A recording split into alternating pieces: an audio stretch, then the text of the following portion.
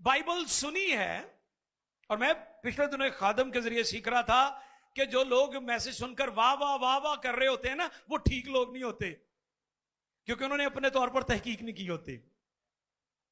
सुने गौर से, खादम कोई भी हो, बेशक मैं यहां मुनादी करता हूं या कोई और, क्योंकि अक्सर लोग सवाल करते हैं तो वैसे केड़ी मिशन ठीक है, आ भी मिशन वाले कहते असी ठीक, आ भी कहते असी ठीक, आ भी ठीक है। इसका सिंपल जवाब है कि आप बाइबल पढ़ें। क्या पढ़ना चाहिए? जो तालीम आपको दी जा रही है, अगर वो बात बाइबल में लिखी है तो फिर वो ठीक है, और अगर वो बाइबल में नहीं लिखी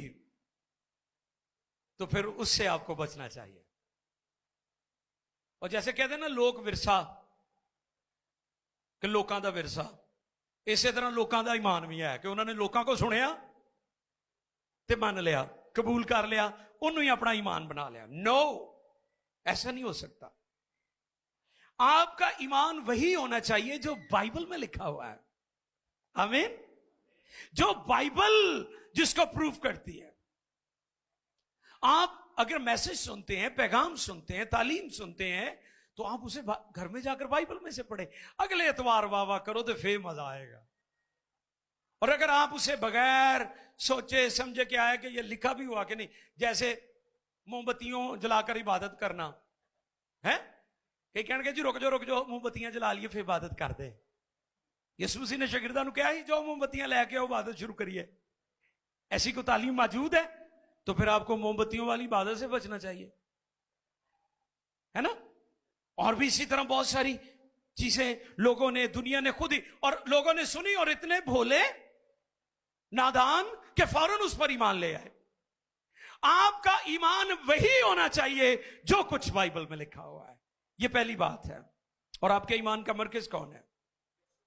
यीशु मसीह है, खुदा बाप, उसका बेटा यीशु और रूल कुद्स। और मैंने एक नोट दिया कि अगर हम अपने ईमान का दिफा नहीं कर सकते तो फिर हमें ईमानदार होने का दावा नहीं करना चाहिए। गौर से सुन रहे मेरी बात? अगर आप जिस बात पर ईमान रखते हैं उसका दिफा नहीं कर सकते, उसकी तशरीह नहीं कर सकते, उसका सबूत कलाम में से नहीं दे सकते, तो फिर आपको उस बात पर ईमान भी नहीं रखना चाहिए और आपको ईमानदार होने का दावा भी नहीं करना चाहिए।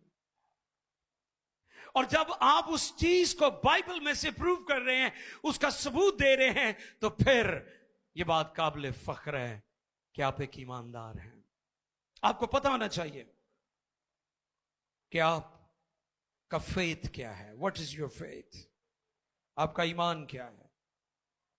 क्या आपका ईमान वो है जो आपने सुना सुनाया है?